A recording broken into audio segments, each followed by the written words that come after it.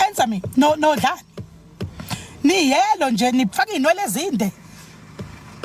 At whose expense?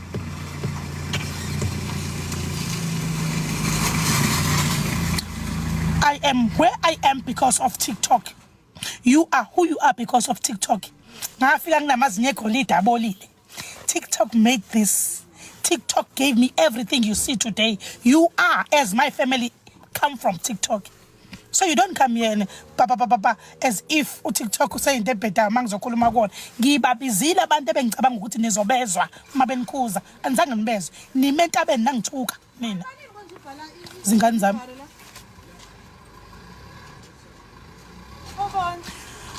Hi baby, unjani? Ngiyaphila sithando sami. So these people that you are protecting, kufanele ngabe nina out of all people you see ukuthi uNkulunkulu usenzeni in trying to expose labantu, but you are working with them. Ngiyamkhipha uchicken iglento. Ngiyamkhipha uchicken iglento because uchicken weza kumina wathi mangiyaxolisa. Uma ethenga iphathi manje uyithengisa ukuthi iyashisa indaba kanti nayi phakathi. Kodwa ngiyamkhipha kulento.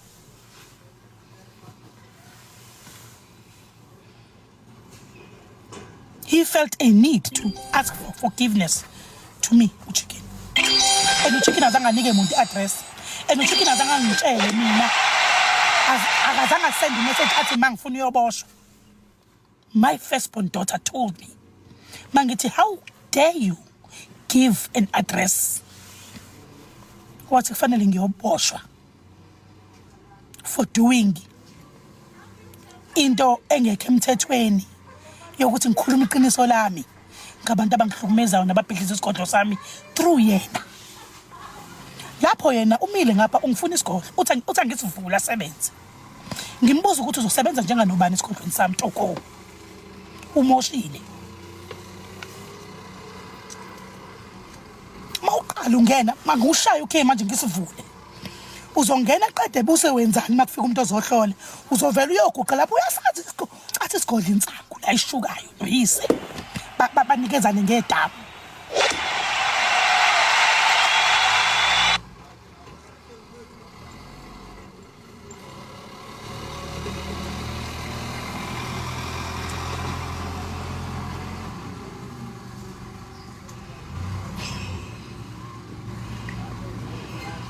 How I wish ngaboshwa namhlanje ngilale khona ejele for doing this life. How I wish. Just to get over and done with this.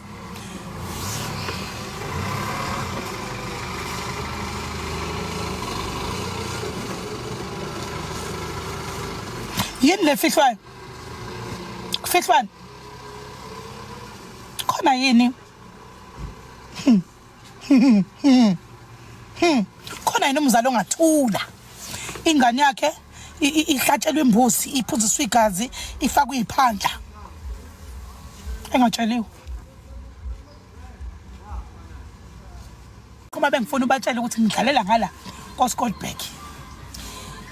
Utshela umngane wakho nezinkabi zakhe ukuthi ngidlalela ngakoScottburg. Baba yini bathi base South Africa ngisazoloku nginiplakile ngale ndaba ngeke ngiyeke.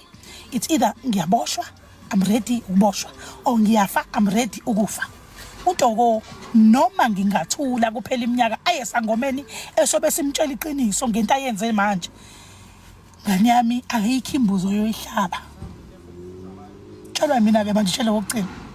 Ningakhulu iminyaka ngikuncenga. Ngicabanga usuku ngifuna ukufaka imoto phansi kwetruck ngihamba nodladla siye eGoli. Cishe ngibulala ingane yabantu kanti wafanele ngife ngedwa ngenxa yakho.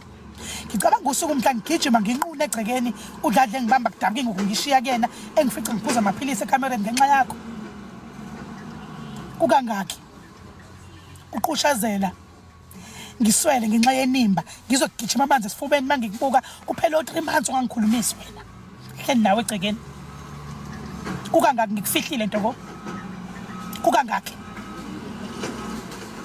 Efika udlala ezothwasa ekhaya wena wawungangifuna ukungibona ungangikhulumisa.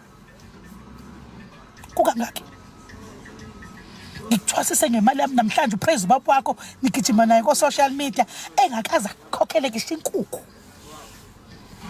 engakaza akuthengele ngisho inepi kukangaki wena ungicela imali yami kanti uyoyipha ubaba wakho you've done a lot my child ngibuye ngizoxolisa kuwena hawu nto hey bantu abamayidlule lento ngoba phela kusedlozini nje la hawu sis ngiyakwazi uyayithanda imoto ngikujikijele lokho hawu uyangithenga into ethile kufanele ukuthi ngicenge kukangaki uyawuthanda nje TikTok uma I have withdrawn 7,000 rand ngakhombisa la ku TikTok I have withdrawn 500 rand 5,000 3,000 200 rand imali engakazi ngicoshe phansi la ku TikTok ngikhombisa ngithi TikTok mina ungenzela imali sine show yakwa Mhlongo ngenxa kani TikTok ngiyakhohlwa ninyela isihlahla usebenza kamaba wena wena ngikuthengele izinkukhu last year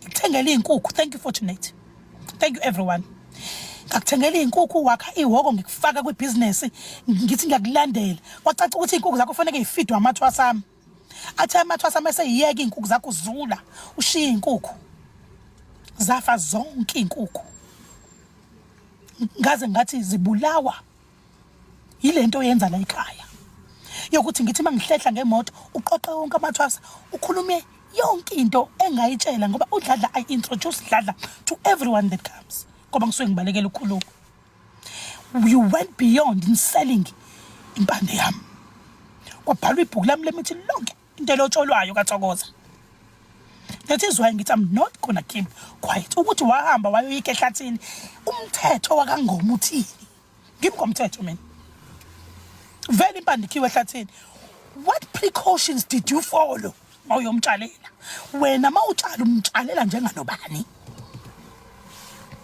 umuthi wokutshala bawuthathaphi njengoba nebhuku lami lemithi walobola na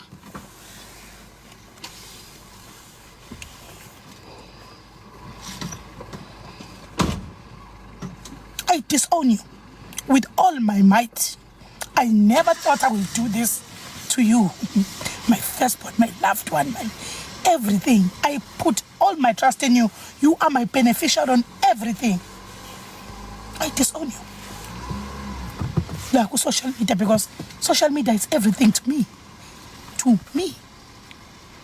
And to you as well. Because njengamanje social media wenza ukuthi ube nalelo khadi lapho.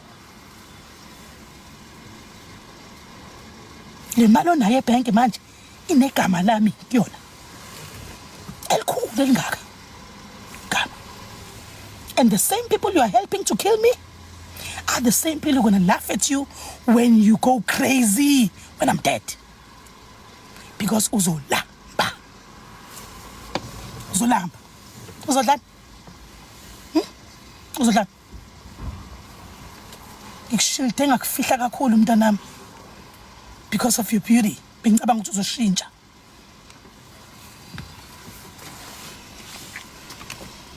I'm ready biza abangani bakho ngiready I disown you as my daughter angikudingi emncwabeni wami angikudingi even after should anything happen to you deal with your friends babakho ngimtshelile your friends I'm ready njengamanje thumelani lonke uhlobo lweinkabi eningithumela kodwa lizingisize inkabi zenu uma zizoshaya zifike zishaye mina zishiya abantu abayobe bekhona endlini uma zifika inkabi zenu ntoko zishaye mina zishiya abantu abayobe bekhona uma kufanele ngiboshwe kulungile ngiyoboshwa kodwa ukhona futhi osala likhuluma iqiniso emva kwami. Hi bazala bamzitho, welcome to Umkosini Umagatsheni. I am Umagatsheni. Guys, I think Kwanjo man they do deserve another reality show because there's a lot of things that is happening with their family. I think the 2 seasons that they gave us, it is not enough. So guys, that is Usmangele Mhlongo.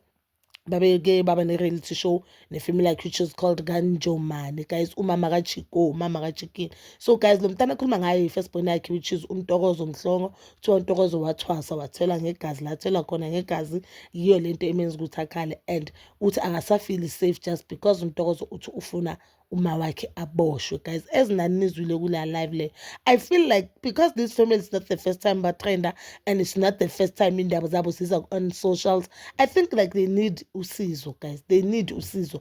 And most of the time I've noticed inkinga inkulumo zisuke or indaba zabo zisuke zilethwe umama on socials, because even up to date I've never seen uNtokoza Phendula. I don't know how true these allegations are. I do believe umama, but I feel like umama indlela handlela ngayo izinto it's wrong. And uNtokoza makathi umama uthanda i-social media, I think usho ukuthi you cannot ukuthi uthathe indaba zethu zala egcekeni. Abantu bayaxabana guys, yes uxabana ukuthi akufani, xabana ngama-family akufani, but believe me ayikho ifamily bangixabana. Akuna family la khona you are always happy. And remember labantwana sebabadala nawe somdala ngapha abantwana sebanama opinion wabo, banendlela yabo ababona ngayo izinto. Ingakho it is so wise ukuthi abantwana at least mama sebakhulu bayima kwabo, masenihlala nonke la endlini songathi nonke nabo mama, you understand. And remember umama lo uSimangele njalo it's not always sahlala sendlini, so maybe uNtokoza unokufila as if you know what kukwamla. And some of the things uNtokoza mhlambe ezimbhokayo ukuthi everything that we do la endlini izoyimukisa ku-TikTok. I do understand futhi umama makathi i-TikTok imenzela imali, but even if i-TikTok ingenzela imali engakanani akumelanga uthathe inkinga zakwakho zasendlini lezi kumele nizisolve ngesindlu uzithathe uzimukise ku-TikTok. I don't think that is right. I do not think ukuthi that is fair even enganeni zakho. Sometimes yenza into uthi uhlaza umuntu umngane yakho, uhlaza whoever umhlazayo, but only to find out ukuthi uzihlaza wena. I don't love how umama uSimangele handlela ngayo izinto, but nayo uyasho ukuthi TikTok they are who they are just because of TikTok, you understand. And ufeel as if abantu base-TikTok kumele update with a lot of things. That is how she feels, even though mina ngavumelana nama-feelings wakhe, but that doesn't mean ukuthi ama-feelings wakhe they are not valid, you understand. I do understand uNtokoza makathi, and I agree with uNtokoza makathi it doesn't mean ukuthi yonke ingxabano siba nazo la endlini kumele ze ku-TikTok. It doesn't mean zonke ingxabano, as much as TikTok isiphi imali, as much as ukuthi sidle la endlini TikTok, umsebenzi wethu i-TikTok or i-social media, hayi ukuthi yonke into kumele sikusimushe ku-social media. Khona okunye kumele sikukhathe, like sinikeni izinto obvious. What you give us thina will think it's everything, kanti it's not everything. You cannot give us izinto zokuthi njengamanje she's saying udisown umntanakhe. I don't think that is a good thing also yisho ku-social media. Yes, I understand ukuthi guys angisafeel safe in but usho igama lokuthi udisown umntanakho on socials, and I know ukuthi they'll fix izinto because they are family, guys, and ifamily ihlala ilwa. This is so sad, bazali bami zitho, but bazali bami zitho, you can comment down below your thoughts, and please don't forget to like, subscribe, share, and hit that notification button. Ngithanda ukuya nokubuya.